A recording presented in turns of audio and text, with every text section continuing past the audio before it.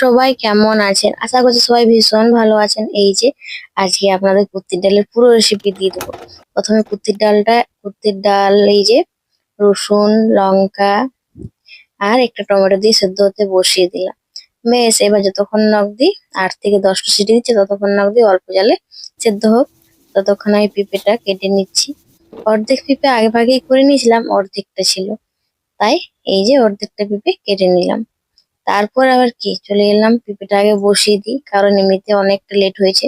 নুন হলুদ দিয়ে ভাপতে বসিয়ে দিলাম। তারপর বাকি কাজগুলো সেরে নিই।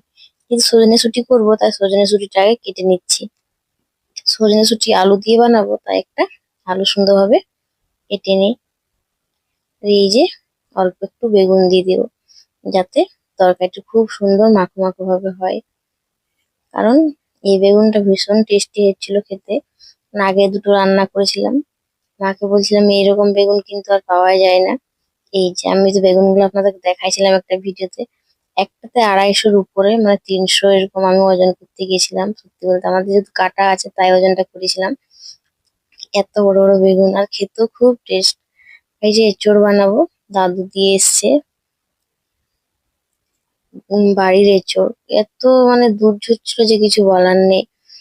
মানে কি বলবো, এই যে এঁচড়ে বেশি দুধ থাকে না, সেটা বলে তাড়াতাড়ি খুব সেদ্ধ হয়ে যায়, মানে কড়াইয়ের মধ্যেই সেদ্ধ হয়ে যায়। এটা দাদুর কাছ থেকে জানা, যে এটা আবার প্রেসার কুকারে না দিলেও চলবে, কড়াইয়ে কিছুক্ষণ সেদ্ধ করে নিলেই খেতে বেশ ভালো লাগবে। আর যেহেতু পেঁপেটা সেদ্ধ হয়ে গেছিল, তাই বোনকে বলছিলাম এটা একটু কি বলবো অফ করে দিস গ্যাসটা। তারপর আমি এসে ভালো করে পেঁপেটা ভেজে তুলে নিলাম, আর ডালটাও ছকে নিয়েছি। বেশ, ডালটা ছোকার জন্য আর কিছু বলিনি, কিন্তু দাদু যেটা বলেছিল সেটা আমি আর করলাম না। আমার ধৈর্য আজকে ভীষণ, মানে কি কম বললেই চলে। আমি 1 সিটি দিয়ে রেখে নামিয়ে দিলাম। বললাম যদি না সেদ্ধ হয় তখন পরে কড়াই অল্প একটু ভেজে করে নেবো মশলা ভাজার সময় আর কি। তারপর মশলাটাও বেটে এই যে সজনে শুঁটি আলু বেগুনটা ভাপিয়ে তুলে নিলাম। তারপর কি সর্ষের তেলে এই যে ভেজে নিলাম পেঁয়াজটা আর দুটো লঙ্কা, টমেটো।